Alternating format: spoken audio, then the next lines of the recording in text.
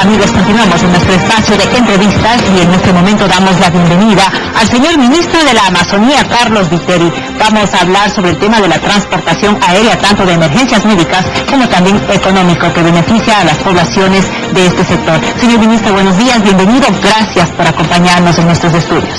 Buenos días, Silvia, buenos días, país, Alipunya, Tupuyuna. El buen vivir o el summa causai es el objetivo básico del ECORAE, el mismo que se ve reflejado en programas de transportación, en este caso, como decía, la transportación aérea de emergencias médicas y también la transportación aérea económica. ¿En qué forma ha venido beneficiando a la población de la Amazonía? Así es, el Instituto para el Ecodesarrollo Regional Amazónico, el ECORAE, una institución creada para la Amazonía, para contribuir al buen vivir y a la sostenibilidad de nuestra región, está trabajando intensamente para cambiar nuestra Amazonía. Como todos sabemos, la Amazonía, la región más excluida en el pasado, la región con la mayor incidencia de pobreza extrema.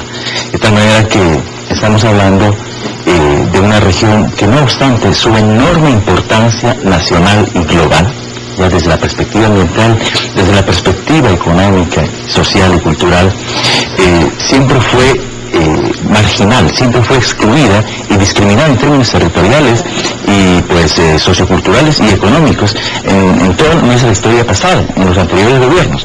Actualmente estamos trabajando justamente en programas que apuntan a las causas estructurales de esa pobreza extrema y de esa exclusión, y por eso están allí los programas de transporte aéreo económico. En la consecución de todos estos objetivos, señor ministro, han enfrentado una serie de avatares y obstáculos, los mismos que han sido superados. ¿Cuáles son los principales o las principales dificultades que han tenido que superar? Bueno, una visión sobre la Amazonía, la visión colonial sobre la Amazonía, la visión como la Amazonía en donde había que explotar los recursos y pues no importaban los impactos, no importaba la marginación de la gente.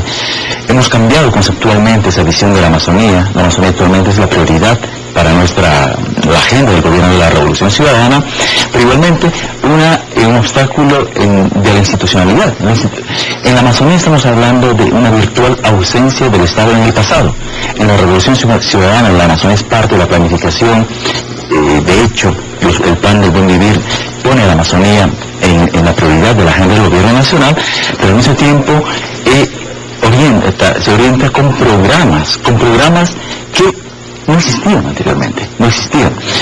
Si hablamos del programa de transporte aéreo, miles de familias, de cientos de comunidades que tienen como único medio de transporte la vía aérea, tenían que pagar el pasaje aéreo más caro de Latinoamérica, un promedio de $300 la hora de vuelo en las empresas privadas. Actualmente hay un programa que está transportando aproximadamente 1,000 pasajeros mensualmente, pasajeros que son de familias absolutamente humildes, que carecen de recursos económicos o de ingresos económicos y que se benefician enormemente en su derecho a transportarse, pero también en su derecho a tener acceso a la salud. Y un tema adicional, la institucionalidad del ECORAE, que en el pasado, en los gobiernos de la partidocracia, era el botín político, la caja chica, esa institución clientelar que financiaba microproyectos sin ningún tipo de sostenibilidad. Hoy es una institución moderna, una institución fuerte, que diseña políticas y al mismo tiempo lleva adelante programas de impacto regional que justamente apunta a la erradicación, a la eliminación de la pobreza extrema. Usted ya lo decía, en este apoyo a las comunidades alejadas del sector de la Amazonía, que pueden transportarse ahora con un pasaje a un costo accesible. Esto le ha significado al ECORAE y por supuesto al gobierno nacional realizar una inversión que supera los $4 millones para la consecución de estos objetivos. ¿Cómo han sido utilizados estos recursos? Bueno, esos recursos son utilizados en forma planificada, como no puede ser de otra manera, igualmente en una acción coordinada y sinérgica con otras instituciones públicas. Por ejemplo, el programa de transporte aéreo funciona en un convenio con el Ministerio de Defensa Nacional.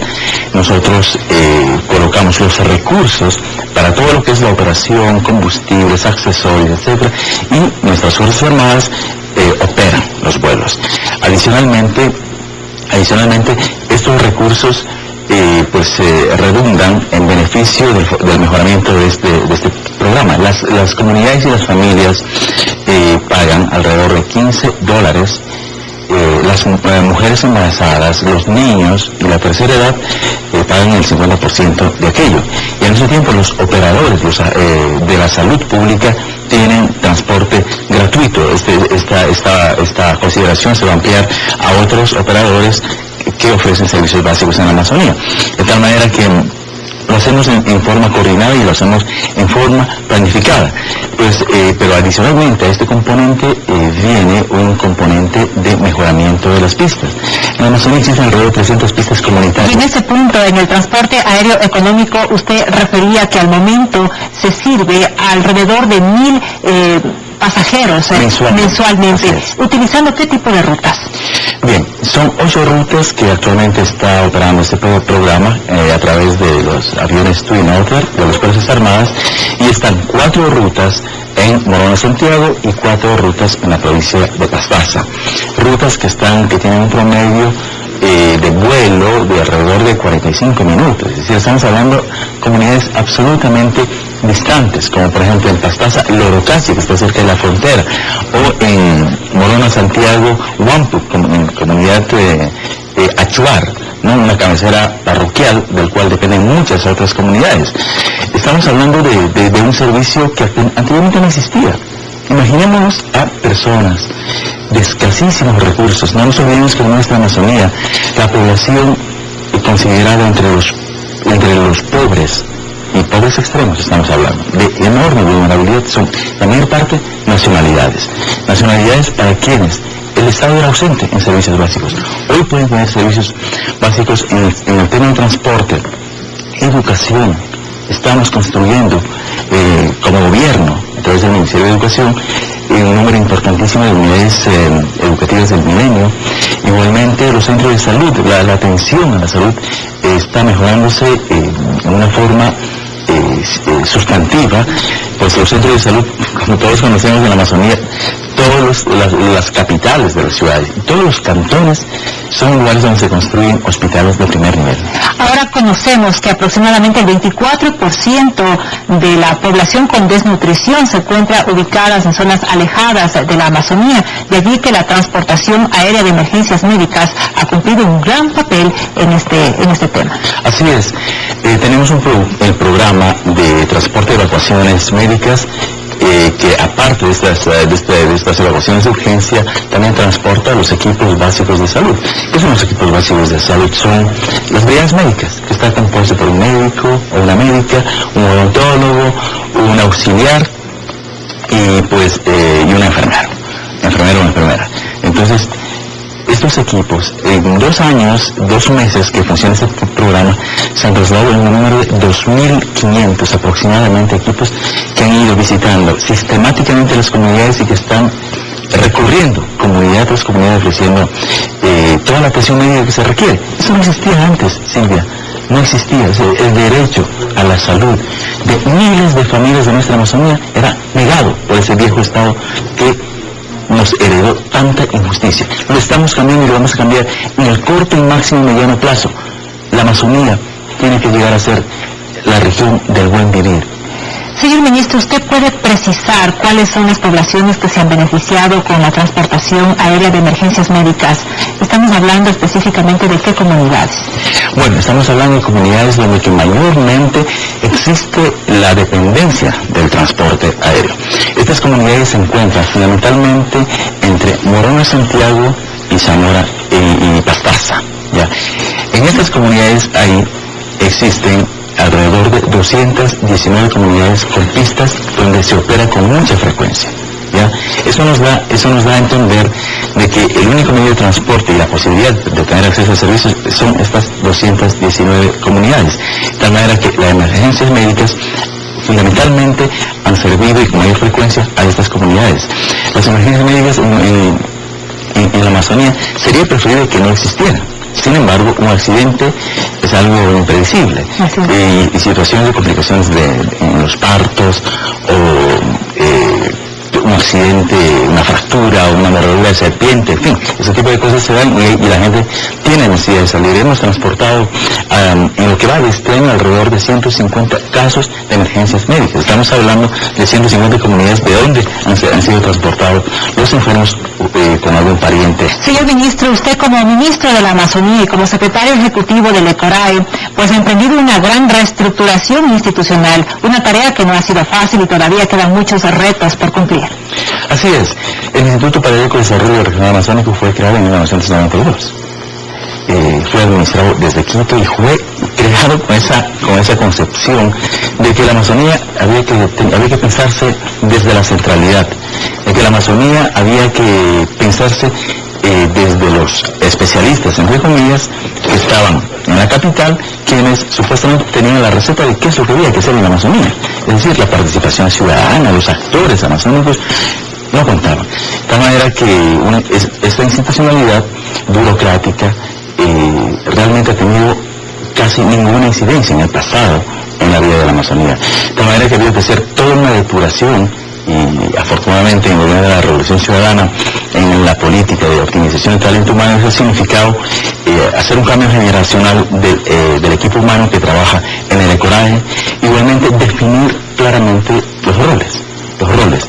Y pues en eso el presidente de la República ha sido absolutamente claro en definir esa política. Tenemos una reforma a la ley 010 del 2008 en donde establece estas funciones que son definiciones políticas y al mismo tiempo la implementación de programas de impacto regional que apunten a erradicar las barreras en el acceso a servicios básicos por parte de las comunidades, a crear conectividad de infraestructura en las comunidades, como por ejemplo el programa de puentes, ¿ya? E igualmente a contribuir con el Ministerio de Salud a atender el derecho al acceso a salud de calidad y a la dotación de servicios en una forma eficiente. Como usted lo dice, señor ministro, de allí que el trabajo del ECORAE no solamente se ha concentrado en lo que es la transportación, sino también en educación, en la salud, en la transportación, en las comunicaciones y en qué otros más aspectos que quedan todavía pendientes. Bueno, un tema fundamental y tiene que ver con la definición de las políticas constituye el encargo que tenemos de parte del compañero presidente, la definición de la agenda para la transformación productiva de nuestra Amazonía. ¿Qué es lo que significa eso? Significa que en términos productivos en la Amazonía nunca existió una política pública coherente y adecuada para nuestro frágil ecosistema, para los frágiles ecosistemas amazónicos. Lo que se hacía en la costa de la sierra se replicaba sin ningún tipo de consideraciones. La elemental consideración de que los suelos amazónicos no son aptos para el monocultivo, no son aptos para el cultivo intensivo, no fueron considerados, de tal manera que se impuso una ganadería que ha tenido enorme impacto en el ambiente amazónico. De hecho, las áreas mayormente deforestadas y degradadas son áreas ganaderas, de tal manera que la agenda para la transición productiva supone poner límite a la frontera ganadera e inclusive colocar incentivos para una reducción de esa frontera para que los actores productivos puedan optar otras actividades económicas sostenibles, ¿ya? Cualificar la actividad ganadera y todo lo que supone cárnicos y lácteos, pero al mismo tiempo supone generar líneas de producción basadas en el bioconocimiento, en el conocimiento tradicional, que signifique el manejo sostenible en términos de productividad, los recursos de nuestra biodiversidad. Todos estos resultados le generan al ECORAE y al señor ministro de la Amazonía satisfacción. Total satisfacción. Estamos trabajando con mucha pasión, con mucho amor para cambiar nuestra Amazonía y estamos cambiando, ojo, desde la visión de los amazónicos. Somos amazónicos, este es el gobierno de los amazónicos. La Amazonía es la región más estratégica del país, la región más sociodiversa del país, que en el pasado fue el escenario del olvido y de la exclusión. Hoy no es más. En Amazonía el gobierno nacional tiene una inversión que no tiene precedentes en toda la República, en toda la historia de la vida republicana de nuestro país. Hoy estamos invirtiendo en nuestra Amazonía, tiene los recursos que nunca tuvo. estamos haciendo justicia histórica en nuestra Amazonía y pues constituye el laboratorio fascinante y maravilloso de la construcción del buen vivir. Y estamos pendientes del desarrollo del ECORAE y también de las actividades del señor ministro de la Amazonía, Carlos Viteri, a quien agradecemos su presencia en nuestro espacio de entrevistas. Amigos, una pausa y ya volvemos con más entrevistados.